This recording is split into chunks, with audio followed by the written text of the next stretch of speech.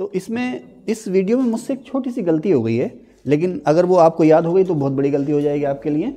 मैंने यहाँ जो टाइम पीरियड है वो थोड़ा सा गलत कर दिया है। देवराय फर्स्ट का जो टाइम है वो 1406 से 1422 है, ये सही लिखा है मैंने।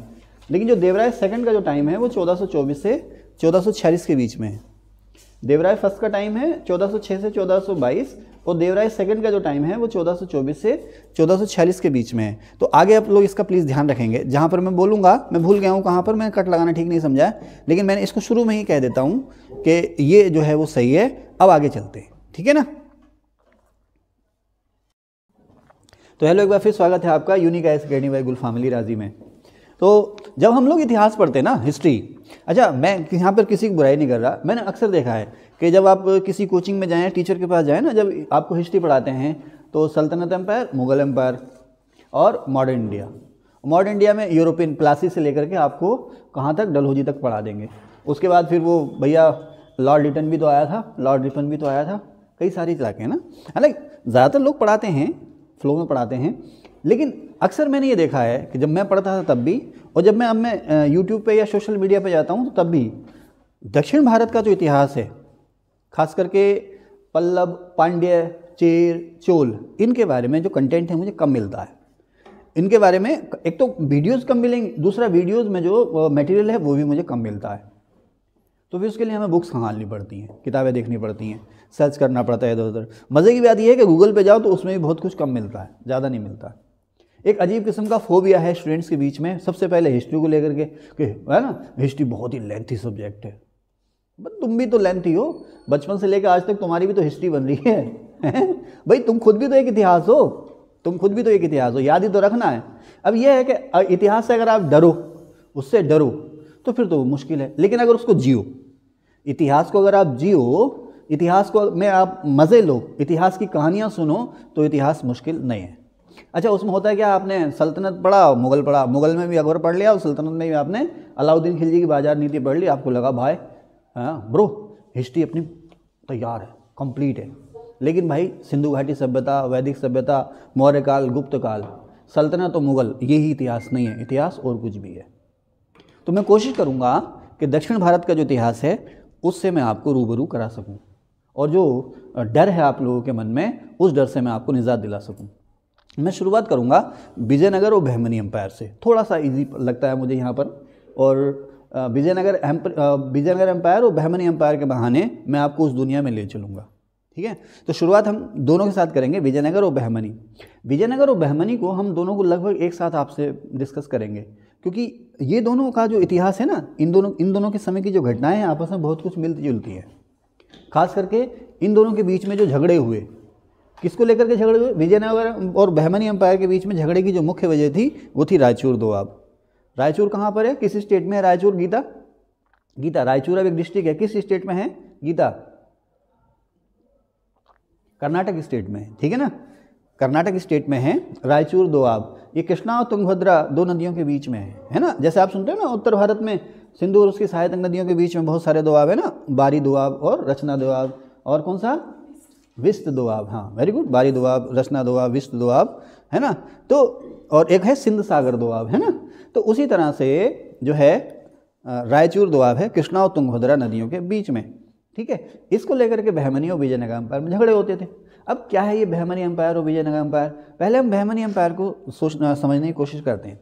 देखिए, आपको पता है कि सल्तनत काल में मोहम्मद बिन तुगलक के समय में जो उस सल्तनत की सीमाएं थीं वो अपनी पीक पर पहुंच चुकी थी। किसके समय में, मोहम्मद बिन तुगलक के समय में, ठीक है ना। मोहम्मद बिन तुगलक के समय में जो सल्तनत की सीमाएं थीं वो अपने पीक पर पहुंच चुकी थी। यहाँ पर दक्षिण भारत में एक नदी है ताप्ती, और यहाँ पर नर्मदा नदी और ताप्ती नदी। दक्षिण भारत में जो ताप्ती नदी की घाटी में, ताप्ती नदी के मुहाने के आसपास, जहाँ पर ताप्ती नदी का मुहाना है, उसी घाटी में प्रियंका मुझे बताएंगी कौन सी मुस्लिम रियासत का डेवलपमेंट हुआ था जिसे अकबर ने हड़पा था। प्रियंका,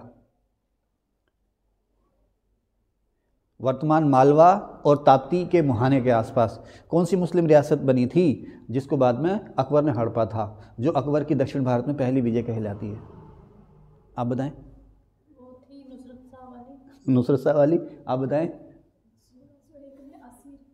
असीर, आप बताएं। खानदेश, खानदेश ना, है ना, जिसका असीरगढ़ जिसका सैनिक मुख्यालय था। 1605 में अकबर ने उसको जीता था। अकबर की सबसे आखिरी महत्वपूर्ण विजय उसको कहा जाता है। खैर, तो ये रहा आपका खानदेश। यहाँ पर खानदेश, यहाँ के लोग अपने साथ टाइटल जोड़ते थे खान, इसीलिए इसको खानदेश कहते हैं, और कोई वजह नहीं है। अच्छा, अब ये जो ताप्ती नदी आप देख रहे हो ना, ताप्ती नदी के साउथ में ये जो इलाका है इसे हम कहते हैं बरार। उसके और नीचे आ जाएं तो यहाँ पर आ जाता है आपका बीदर। इसको आप ऐसे घेर सकते हो, ये बरार बीदर, बीदर को आप ऐसे बना सकते हो, ठीक है ना। उसके बाद और इसके साउथ में आप जाओ तो ये जो इलाका है इसे आप कह सकते हैं गोलकुंडा। कोहिनूर हीरा गोलकुंडा ये खानों से मिला था, आपको पता होगा, है ना। और उसके बाद यहाँ पर आपका ये रहा बीजापुर, थोड़ा सा ऊपर ले जाएं इसको, बीजापुर को, बीजापुर, और ये रहा अहमदनगर। और इसके नीचे धीरे धीरे ग्रो कर रहा था, धीरे धीरे ग्रो कर रहा था आपका विजयनगर, है ना। इसको थोड़ा, इस लाइन को थोड़ा सा ऊपर ले जाएं, बीजापुर वाली लाइन, यहाँ पर ग्रो कर रहा था आपका विजयनगर एम्पायर, जिसको बाबरनामा में दक्षिण भारत का या भारत की सबसे ताकतवर रियासत जो कहा गया है वो विजयनगर को कहा गया बाबरनामा में, और सबसे ताकतवर राजा जो कहा है वो कृष्णदेव राय को कहा। आइए, आपने कॉल किया था क्या? आइए आइए। अब ये जो है ना अहमदनगर, बरार, बीदर, गोलकुंडा, बीजापुर अभी बटेंगे बाद में। पहले हमने बात किसकी बात करनी है? बहमनी एम्पायर की बात करनी है। मोहम्मद बिन तुगलक ने लगभग सारे दक्षिण भारत को जीत लिया। आपको पता होगा मोहम्मद बिन तुगलक ने अपनी दक्षिण भारत में दूसरी राजधानी बनाई थी, अपनी नई राजधानी बनाई थी दौलताबाद। दौलताबाद क्या था? देवगिरी को उसने नया नाम दिया था दौलताबाद, जानते हैं ना, देवगिरी को उसने नया नाम दिया था दौलताबाद। तो कहाँ था ये देवगिरी? ये यहाँ कहीं था, ये देवगिरी जिसको उसने नाम दिया दौलताबाद, ठीक है। अब कुछ समय बाद परिस्थितियां बदली, और परिस्थितियां बदलने के बाद मोहम्मद बिन तुगलक का दक्षिण का लगभग सारा इलाका उसके हाथ से निकल गया, वो अलग चीज़ें हैं। मोहम्मद बिन तुगलक ने दक्षिण में राजधानी क्यों बनाई और क्यों उसका ये प्रयोग सफल ना हुआ, क्यों मोहम्मद बिन तुगलक के हाथ से लगभग सारा दक्षिण भारत निकल गया, तो इसको अगर आपने देखना हो तो हमारी सल्तनत काल की वीडियो देखिए, उसमें सारा हमने आपको समझा रखा, बता रखा है। खैर, जो भी है, मोहम्मद बिन तुगलक का जो राजधानी परिवर्तन का प्रयोग था वो सफल ना हो पाया। और देवगिरी के अलावा ये जो इलाका आप देख रहे हो ना, ये उस समय, ये इसे आप कह सकते हैं देवगिरी।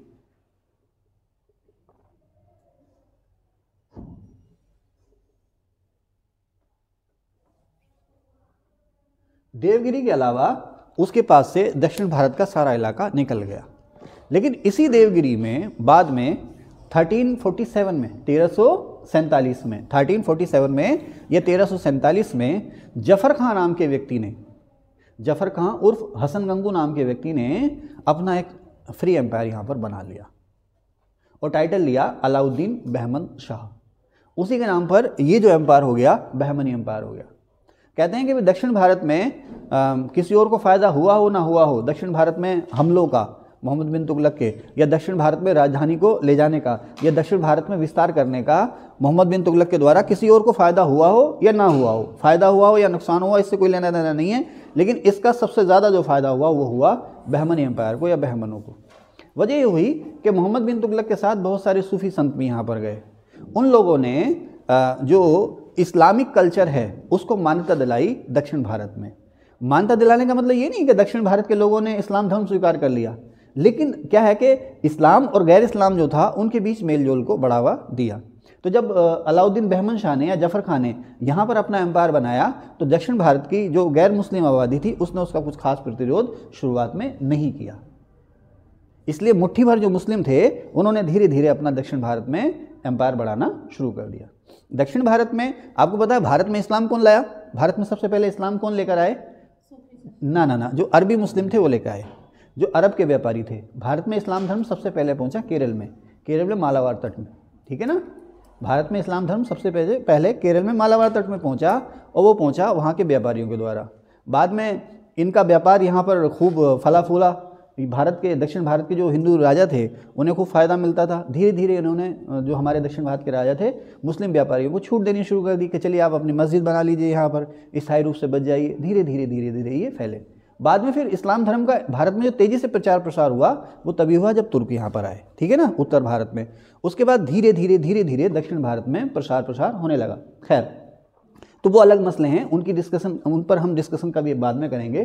कुल मिला के अलाउद्दीन बहमन शाह उर्फ जफर खां उर्फ हसन गंगू ने दक्षिण भारत में अपना एक स्वतंत्र एम्पायर बना लिया जिसका नाम था बहमनी। इस बहमनी एम्पायर को हम कहते हैं कि ये दक्षिण भारत में बनने वाली पहली मुस्लिम रियासत थी। दक्षिण भारत में बनने वाली पहली मुस्लिम रियासत थी बहमनी। अच्छा, ये जो थे शिया धर्म को मानते थे। मुस्लिमों में दो फिरके हुए, जैसे हम लेंगे सिखों में दो प्रमुख ग्रुप हो गए, जट सिख और राय सिख। अब क्या अंतर है मुझे नहीं पता, ठीक है ना। उसी तरह से इस्लाम धर्म में दो प्रमुख संप्रदाय हैं, एक शिया और सुन्नी। क्या अंतर है मुझे नहीं पता, ठीक है ना, शिया और सुन्नी। तो उत्तर भारत के सल्तनत के या उत्तर भारत के जितने भी राजा थे लगभग सारे के सारे जो थे वो सुन्नी थे। आप मोहम्मद गौरी से शुरू करके बाद में लोदियों तक आप चलें तो सारे के सारे जो थे वो सुन्नी मुस्लिम थे।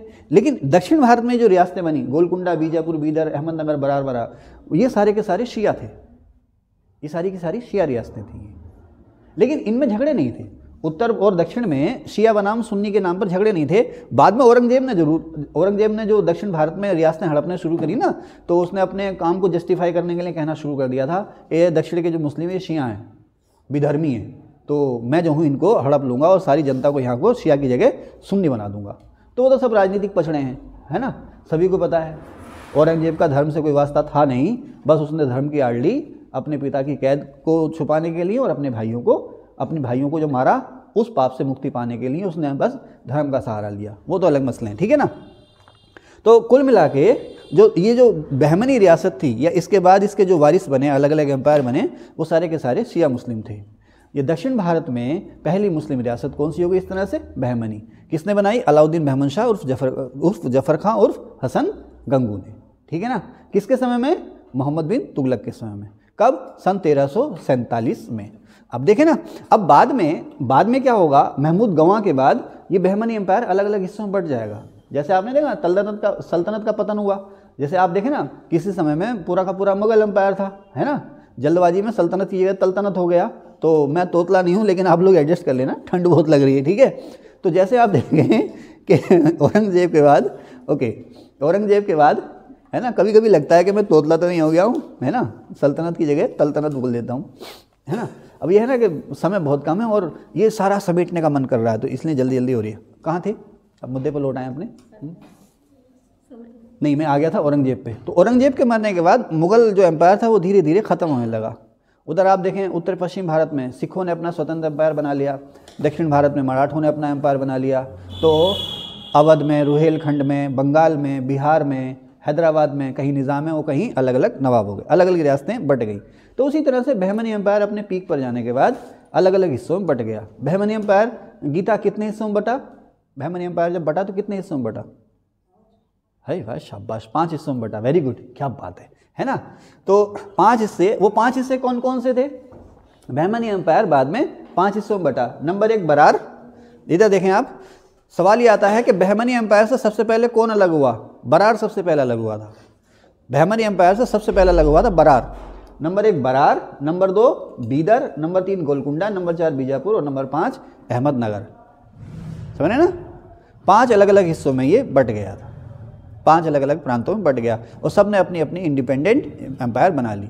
वरीद में बीदर शाही, है ना, तो बीजापुर में गोलकुंडा में कुतुब शाही, अहमदनगर में निजाम शाही। इस तरह से अलग अलग चीज़ें मैंने यहाँ लिख रखी है, ये सब मैं आपको बताऊँगा, अभी नहीं, ठीक है ना। तो ये 5 अलग अलग हिस्सों में बट गया। अब जब ये बटे तो इनके बटने का जो फ़ायदा मिला वो मिला विजयनगर एम्पायर को। जब ये इकट्ठे थे, संगठित थे, तो विजयनगर एम्पायर का प्रसार जो है वो धीरे धीरे से हुआ। लेकिन जब ये टूट गए अलग अलग हिस्सों में, तो अब विजयनगर एम्पायर को आगे बढ़ने का मौका मिला। इनकी ही टूटन का फ़ायदा बाद में मिला था पुर्तगालियों को। किसको मिला था? पुर्तगालियों को। और इन्हीं की टूटन का फ़ायदा बाद में मिला था मराठों को। तो खैर, अभी उनकी बात बाद में करेंगे। अब आप देखें ना, 1347 में बहमनी एम्पायर की फाउंडेशन हुई है। उससे पहले सन 1336 में, सन 1336 में विजयनगर एम्पायर की फाउंडेशन हो गई है। तो देखें विजयनगर एम्पायर के बारे में, जरा सा रोक दीजिए। तो अब विजयनगर एम्पायर की फाउंडेशन किस तरह से हुई आप देखें। आपको पता मोहम्मद बिन तुगलक ने, मैंने पहले भी कहा मोहम्मद बिन तुगलक ने दक्षिण भारत पर हमले किए थे। तो यहाँ पर दक्षिण भारत में कर्नाटक में एक जगह है काम्पिली, कर्नाटक में काम्पिली,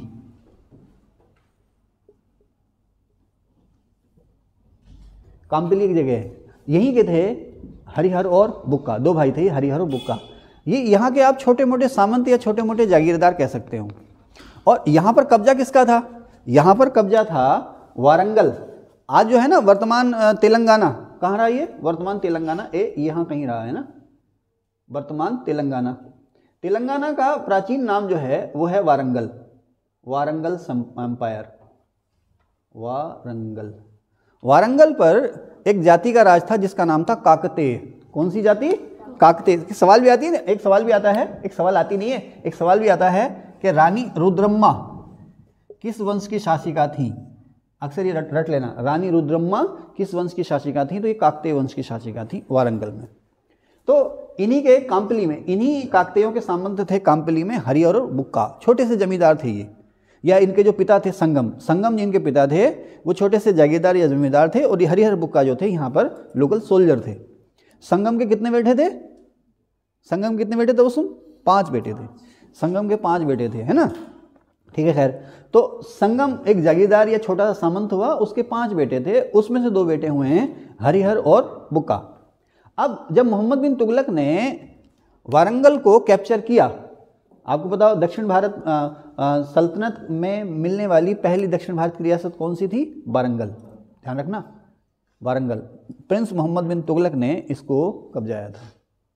मोहम्मद बिन सुल्तान गयासुद्दीन तुगलक के समय में प्रिंस मोहम्मद बिन तुगलक ने सबसे पहले दक्षिण भारत में जो रियासत मिलाई थी उत्तर में या सल्तनत में, वो थी वारंगल, ठीक है ना। काकतीय वंश के लोगों को ख़त्म कर दिया था उसने।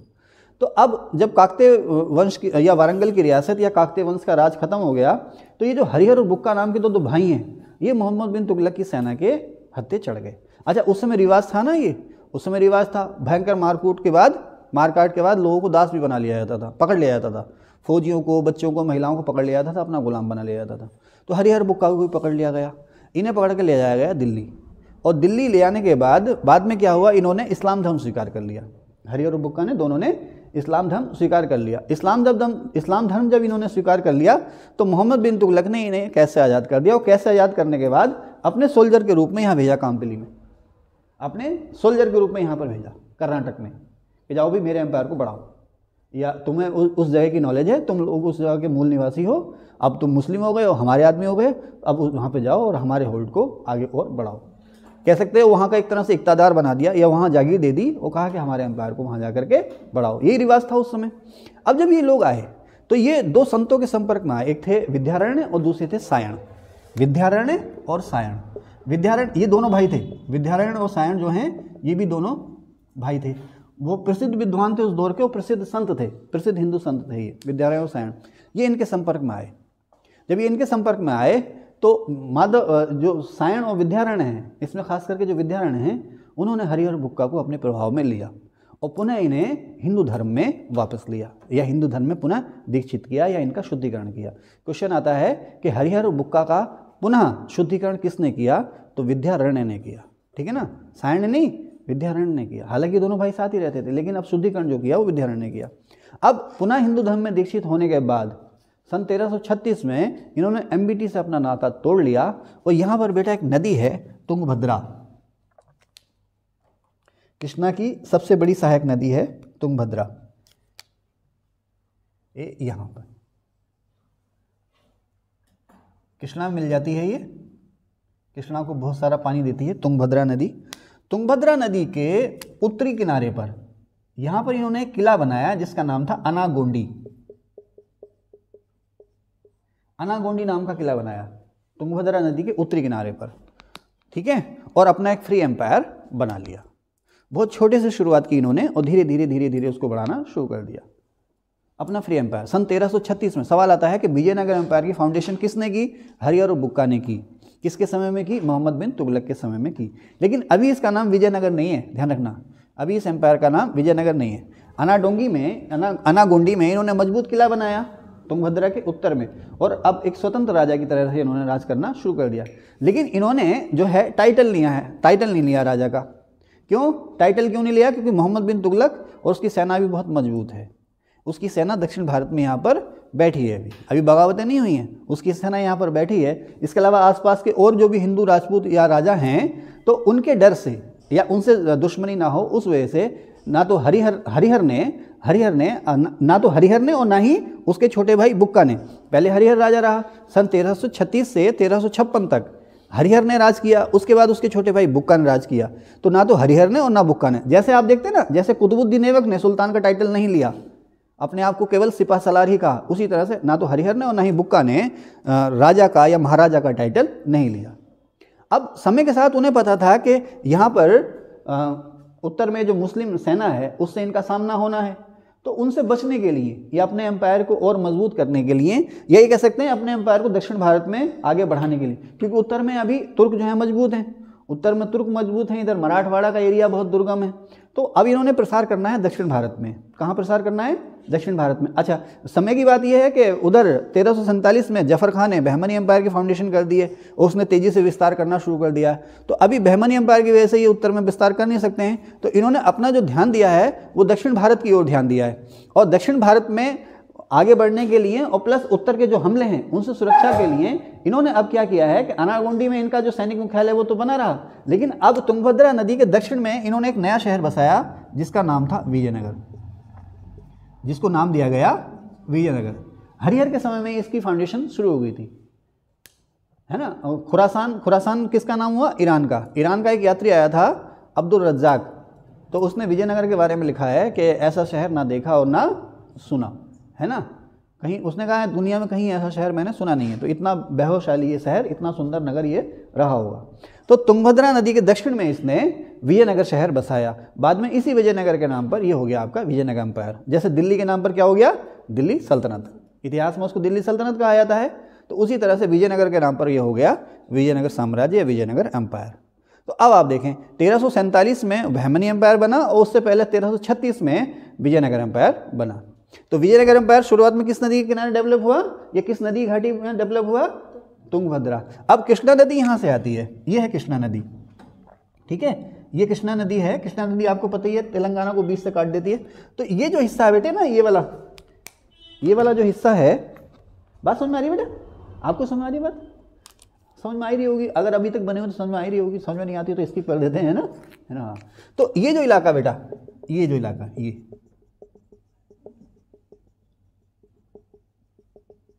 इसे हम कहते हैं रायचूर दोआब। देखो उस दौर में ना जो इनकम का जो सबसे प्रमुख सोर्स था वो था लगान, जमीन से ले आने वाला टैक्स। ये इलाका बहुत उपजाऊ था, तो इस उपजाऊ इलाके पर जो उत्तर के मुस्लिम ब्राह्मण थे उनकी नज़र भी रहती थी और विजयनगर की नज़र भी इस पर रहती थी। तो इस पर कब्जे के लिए, या इधर ये आपके देख रहे हैं ना कृष्णा नदी, ये आपकी कृष्णा नदी और इधर ये है आपकी कावेरी नदी, तो कृष्णा और कावेरी का बीच का जो इलाका है इस पर भी कब्जे के लिए इनमें झगड़ा होता था। ऊपर जो मराठवाड़ा का इलाका है, ये वाला इलाका, इस पर कब्जे के लिए भी इनमें झगड़ा होता था। लेकिन सबसे बड़ा जो झगड़ा था इनके बीच में वो कृष्णा और तुंगभद्रा के बीच में जो रायचूर दोआब है उसको लेकर था। इस सवाल आता, अक्सर आता, खूब आता, ठीक है, समझ रहे ना। अब देखें भाई, ब्राह्मण जो हैं उत्तर की ओर जा नहीं सकते क्योंकि उधर लोधी, अब तुगलकों के बाद लोधी आ गए, सैयद आ गए, लोधी आ गए, वो पावर में हैं, तो उनका विस्तार उत्तर में नहीं हो सकता, तो ब्राह्मणों को दक्षिण में विस्तार करना है। तो विजयनगर अब देखा वो अभी इधर समुद्र में तो जाएगा नहीं, कोई ऐसा आइलैंड है नहीं जहाँ पर, तो उसने अब उत्तर की ओर विस्तार करना है। तो दोनों ने एक दूसरे की ओर विस्तार भी करना है, इसलिए भी इनमें झगड़े होने लगे, ठीक है ना। थोड़ी सांस ले लें सर।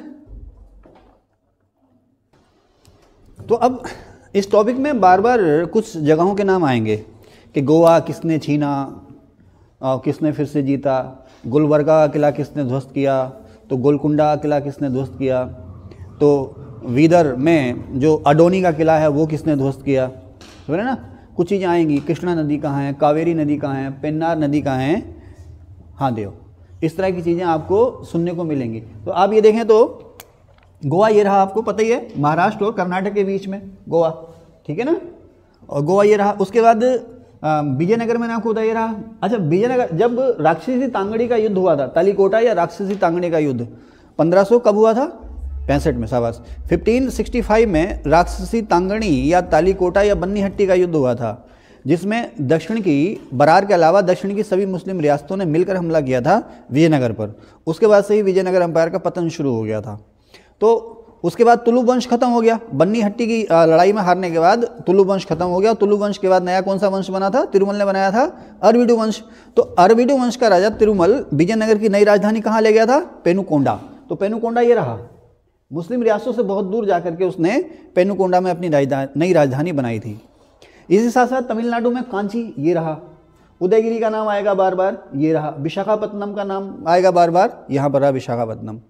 बीजापुर गोलकुंडा किला, और कौन से किले हैं भाई?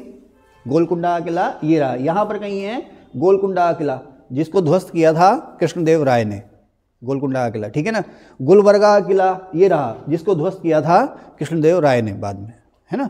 अदोनी यहाँ कहीं रहा, अदोनी, जिसको ध्वस्त किया था कृष्णदेव राय ने। कृष्णदेव राय जो था विजयनगर एम्पायर का सबसे पावरफुल राजा था, ठीक है ना। तो खैर अब हम लोग शुरू करते हैं, आप भी बताएं कहाँ शुरू करें? बहमनी से शुरू करें, विजयनगर से? विजयनगर से शुरू करते हैं, ठीक है ना। विजयनगर एम्पायर की जो फाउंडेशन हुई वो 1336 में हुई। मैंने यहाँ कहीं लिख भी रखा है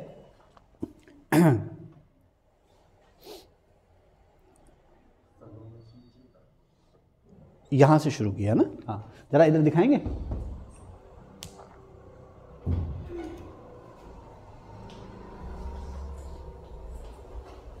आपने रोक दी थी क्या? अच्छा, यहाँ से।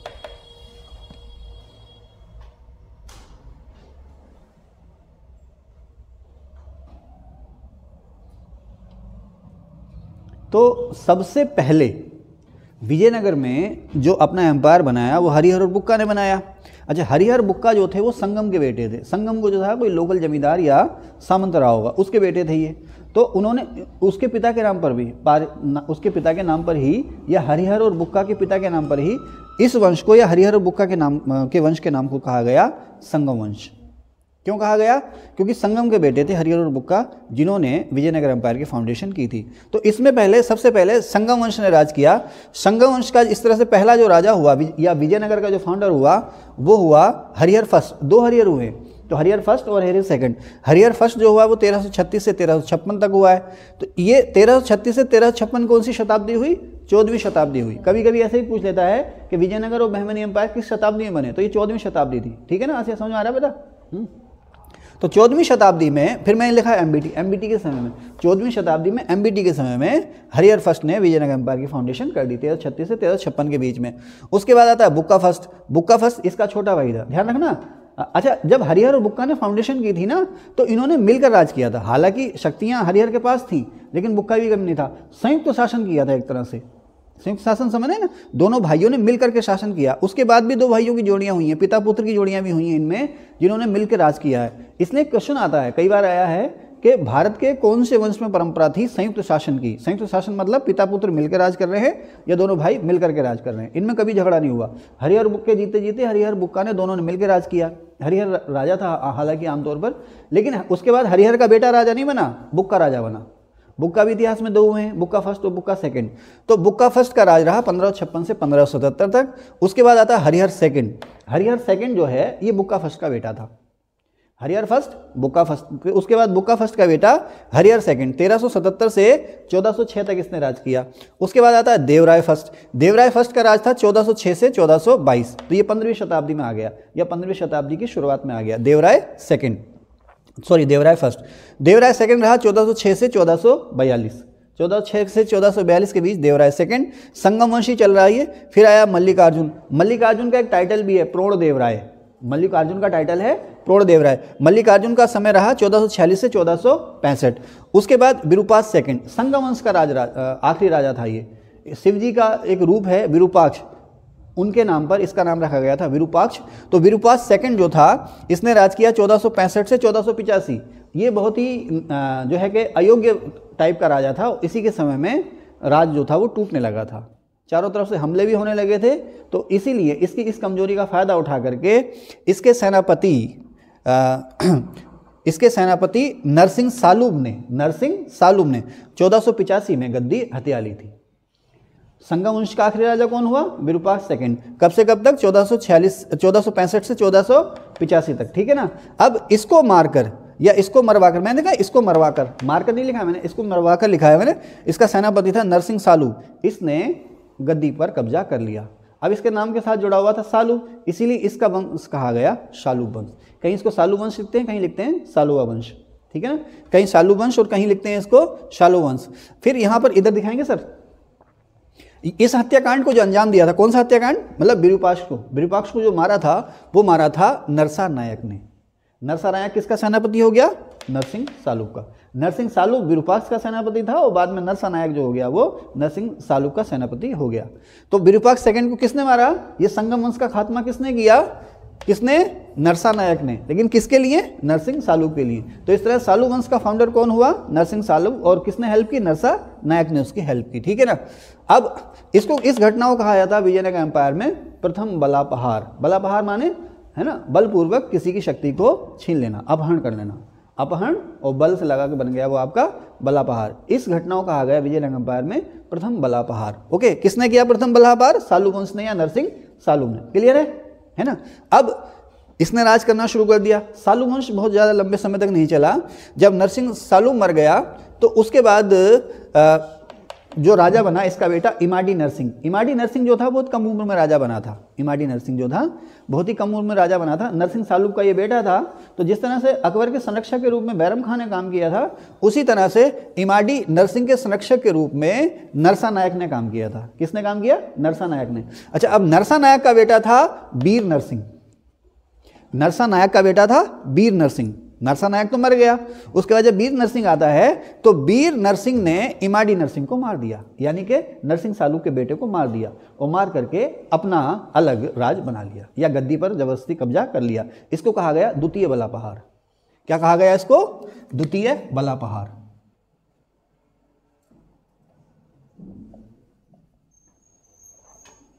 तो इस तरह से सालू वंश को खत्म करके वीर नरसिंह ने एक नया वंश बनाया जिसका नाम था तुलु वंश। किसको मार करके? इमाडी नरसिंह को। किसने? वीर नरसिंह ने। वीर नरसिंह किसका बेटा था? नरसा नायक का, ठीक है। ओके, अब शुरुआत हो जाती है तुलु वंश की। और तुलु वंश में सबसे जो पावरफुल राजा था वो था कृष्णदेव राय। क्लियर है। तो इस पार्ट में बस इतना ही। अब आपसे मिलेंगे हम सेकंड पार्ट में। अगर आपको अच्छा लगा हो तो प्लीज़ इसको सब्सक्राइब जरूर कीजिएगा।